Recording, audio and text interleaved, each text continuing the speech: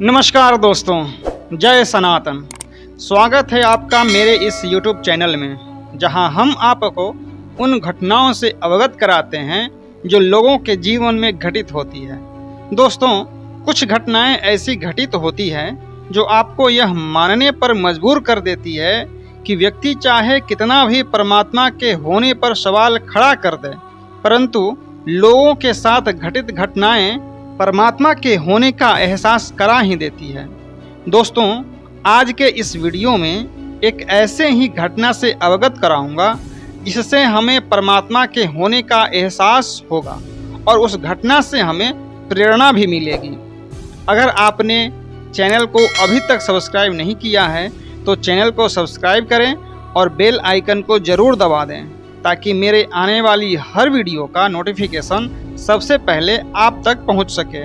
तो आइए घटना को ध्यान से सुनते हैं। दोस्तों, कामयाबी पाने का मूल मंत्र दूसरों के प्रति निस्वार्थ सेवा का भाव रखना है।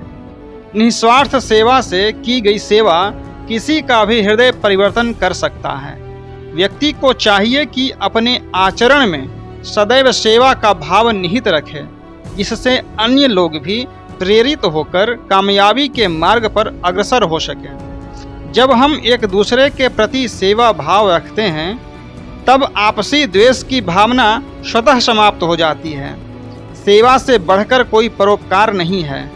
बचपन से लेकर मृत्यु तक सेवा ही एकमात्र ऐसा आभूषण है जो हमारे जीवन को सार्थक कर सकता है। दोस्तों, संस्कृत में एक श्लोक है, अभिवादनशीलस्य नित्यं वृद्धोपसेविनः चत्वारि तस्य वर्धन्ते आयुर्विद्या यशोबलम। अर्थात जो व्यक्ति सुशील और विनम्र होते हैं, बड़ों का अभिवादन व सम्मान करने वाले होते हैं तथा अपने बुजुर्गों की सेवा करने वाले होते हैं, इनसे उनकी आयु, विद्या, कीर्ति और बल, इन चारों में वृद्धि होती है। दोस्तों, हम सभी महान कार्य तो कर नहीं सकते, लेकिन निस्वार्थ सेवा कर अपने समाज व परिवार का नाम रोशन कर सकते हैं। हम सभी को निस्वार्थ सेवा से जीवन को जीने की कला अपने भीतर विकसित करनी चाहिए। निस्वार्थ भाव रखते हुए समाज हित में लगातार कार्य करना ही मानव जीवन की सबसे बड़ी उपलब्धि है। आज के इस वीडियो में एक ऐसे ही निस्वार्थ रूप से की गई प्रेरक घटना के बारे में बताऊंगा। बिहार के जहानाबाद में एक ब्राह्मण रहते थे। पिछले कई वर्षों से पितृपक्ष मेले में श्राद्ध करवाने गया जाना होता था। प्रत्येक वर्ष की भांति इस वर्ष भी श्राद्ध करवाने गया पहुँचे। 15 दिन जप पूजन इत्यादि करने के पश्चात वे वापस अपने घर के लिए गया रेलवे स्टेशन पहुँचे। उस समय शाम का समय था और ट्रेन आने की प्रतीक्षा करने लगे। चूँकि उनकी पाचन शक्ति कमजोर थी, इस कारण वे जब कभी दूसरे स्थान जाते तो पानी बदलने के कारण पेट संबंधी परेशानियां होने लगती। उस दिन भी ऐसा ही हुआ। एकदम से उनको शौच का आभास हुआ और बहुत घबरा गए कि अब वे क्या करें। ट्रेन आने का समय हो गया था और शौचालय प्लेटफॉर्म नंबर 1 पर ही था।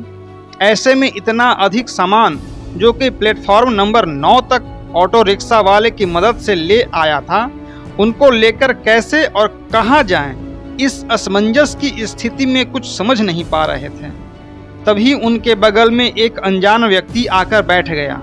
फिर उन दोनों में कुछ बातें होने लगी। आदमी भला लग रहा था। उन्होंने उससे अपनी परेशानी बताई।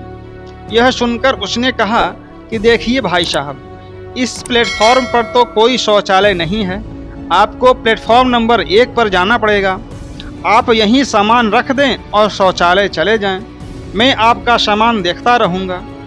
वे सोचे कि इस अजनबी पर कैसे विश्वास किया जाए और पूरे सामान इसके भरोसे छोड़कर कैसे चला जाऊँ। उस व्यक्ति ने उनकी मनोदशा समझ ली। वह बोला कि आइए, मैं आपको प्लेटफॉर्म नंबर 1 तक लिए चलता हूँ। इतना कहते हुए उस भले व्यक्ति ने भारी सामान उठा लिया और उनके साथ उस स्थान तक आया। फिर वे शौच आदि से निवृत्त हो पुनः उसके साथ प्लेटफॉर्म नंबर 9 तक आ गए। तभी ट्रेन भी आ गई। उसने उनको ट्रेन में भी बैठा दिया। फिर वे सारा सामान व्यवस्थित कर जब उसका शुक्रिया अदा करने के लिए मुड़े तो वहाँ वह थे ही नहीं। वे उन्हें वहाँ खोजने का भरसक प्रयास किया, परंतु वे दिखे नहीं। धन्य हैं ऐसे व्यक्ति जिनके हृदय में किसी अनजान लोगों के प्रति इतनी करुणा थी। उनके द्वारा किया गया यह कार्य निस्वार्थ सेवा का एक अनुपम उदाहरण है। तो दोस्तों, आशा है कि इस घटना से आपको प्रेरणा अवश्य मिली होगी। यह वीडियो आपको कैसा लगा, आप कमेंट बॉक्स में कमेंट करना ना भूलें। अगर आपके आसपास कोई ऐसी घटना घटी हो जिससे परमात्मा के होने का एहसास या परमात्मा का कोई चमत्कार दिखा हो तो ज़रूर हमें बताएं।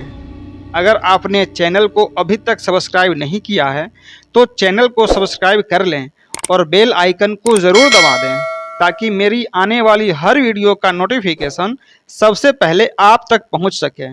तो मिलते हैं अगले वीडियो में एक अलग प्रेरक घटना के साथ।